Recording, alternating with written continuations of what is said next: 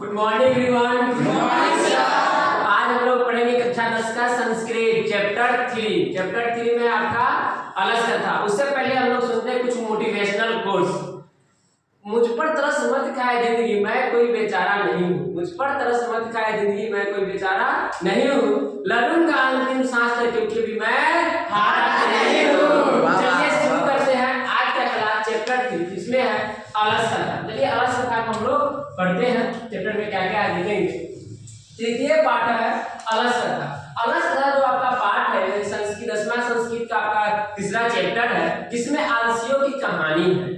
बताया गया है कि अलस कथा पाठ के जो लेखक है वो है विद्यापति। अलस कथा पाठ ये पुरुष परीक्षा नामक ग्रंथ से लिया गया है। विद्यापति को मैथिली कोकिल के नाम से भी जाना जाता है, मैथिली कवि के नाम से भी जाना जाता है। तो इसमें एक कहानी के माध्यम से आलसियों के दुष्परिणाम के बारे में बताया गया है कि आलसी जो होता है वो अपना काम स्वयं नहीं करता है, चाहे उसकी जान क्यों नहीं चली जाए। इसमें कहानी है कि मिथिला के मंत्री वीरेश्वर थे। वे बहुत दयावान और दानशील थे। वे सभी गरीबों को, अनाथों को दान दिया करते थे, भोजन और वस्त्र मुफ्त में दिया करते थे। और एक बार क्या हुआ कि वे आलसियों की स्थिति को देखकर वे गरीबों, अनाथों के साथ साथ आलसियों को भी भोजन और वस्त्र देना शुरू कर दिए। तो कुछ दिन के बाद क्या हुआ कि जो मंत्री थे उनके यहाँ जो अलसाला था, उस अलसाला में ढोंगी पुरुष आ गए, क्योंकि मुफ्त में जब भोजन वस्त्र दे रहे थे तो वास्तविक आलसी भी आए और कुछ ढोंगी आलसी भी आए जो बनावटी आलसी लेकर। तो धीरे धीरे क्या हुआ कि अलसाला में आलसियों की संख्या बढ़ गया। जब पूरा आलसियों की संख्या बढ़ गया अलसाला में, तो राजा है कि यहाँ जो कुछ मंत्री थे, कुछ कर्मचारी थे, तो सोचे कि राजा जो है वीरेश्वर, वो तो गरीबों को दान करते हैं, वो तो अनाथों को दान करते हैं। यहाँ तो कुछ ढोंगी भी आ गए, लेकिन हम पहचान कैसे करें कि इसमें ढोंगी कौन है। तो पहचान करने के लिए कर्मचारी ने क्या किया, जब रात्रि में सभी आलसी लोग सोए हुए थे, उस अलसाला में आग लगा दिया। आलसियों की परीक्षा लेने के लिए क्या किया, आग लगा दिया। जैसे ही अलसाला में आग लगाया गया तो जितने भी धूर्त लोग थे, धूर्त का मतलब क्या, ढोंगी मतलब बनावटी आलसी, वो सब आग को लेकर क्या किया, भाग गया। लेकिन 4 आलसी उसी में सोए हुआ था, जिसमें से पहला आलसी बोलता है कि इतना शोरगुल क्यों हो रहा है, अहो मैं बोला इतना शोरगुल क्यों हो रहा है। तो दूसरा बोलता है लगता है कि घर में आग लग गया है, लगता है कि घर में आग लग गया, लगता है घर में आग लग गया है। तो तीसरा बोलता है अच्छा आग लग गया है तो कोई अच्छा व्यक्ति नहीं है, धार्मिक व्यक्ति नहीं है, अमृतसर की तरह के हम लोग क्या करें, भीगा हुआ कंबल आकर उठा ले तो हम लोग जलने से क्या हो जाएंगे, बच जाएंगे।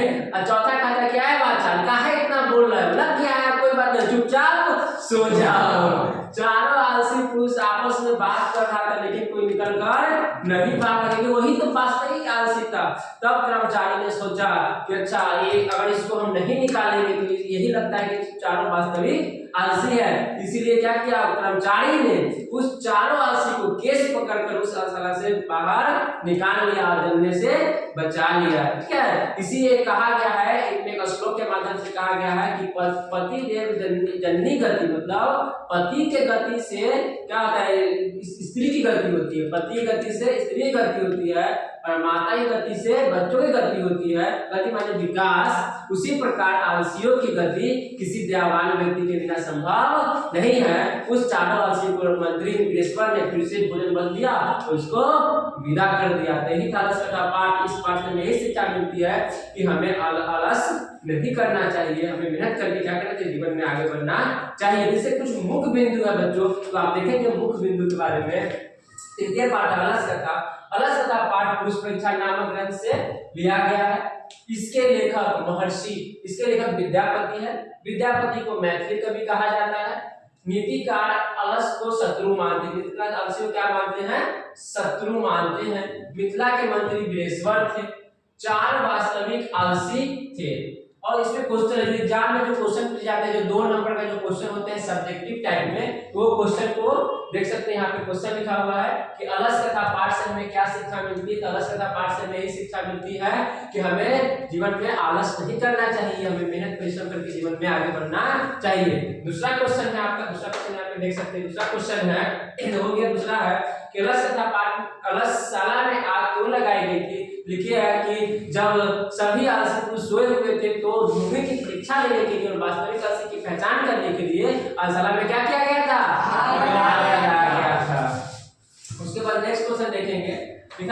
बेस्वर के स्वभाव का वर्णन करते। बेस्वर मिथिला के मंत्री थे, वे बहुत दयावान थे, दानशील थे, वे सभी गरीबों को अनाथों को वस्त्र मुफ्त में दिया करते थे। ये ऐसा हो जाएगा आपका। इसके बाद है कि आलसियों की पहचान किस प्रकार की गई। लिखिएगा कि आलसियों की पहचान, जब आलसशाला में सभी आलसी सोए हुए थे तो आलसशाला में आग लगाकर वास्तविक आलसियों की पहचान तथा धूर्तों की पहचान कर ली गई। तो ये था आपका चैप्टर 3 अलस कथा। तो नेक्स्ट वीडियो में हम लोग मिलेंगे चैप्टर 4 संस्कृत साहित्य का पाठ के साथ। जय हिंद।